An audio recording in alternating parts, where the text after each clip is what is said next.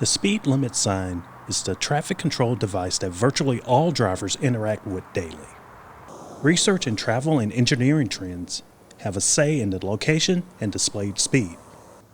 This implementation project from the Texas A&M Transportation Institute and the Texas Department of Transportation aims to enhance the relationship between posted speeds, the legal limit displayed on those familiar black and white signs, and operating speeds, the speed limit which most drivers are actually traveling. Regulatory speed limits are a highly complex issue involving engineering, human factors, and political and societal concerns. The main issue that led to the need for this research was the lack of a singular place to be able to find information about speed zone studies.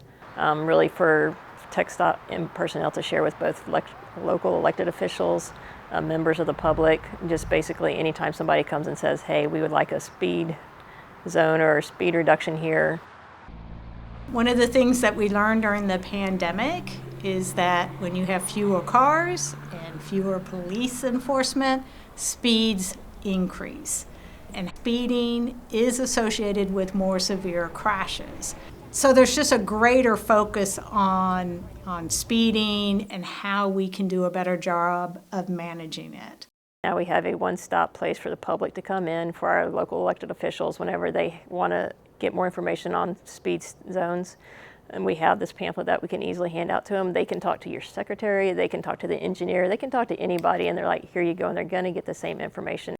There's videos for the engineers on speed limit setting procedures, and a video that is intended to be used by citizens so that they have an understanding of how speed limits are set. We collect speed studies or we collect speed data of the cars traveling on that section of roadway.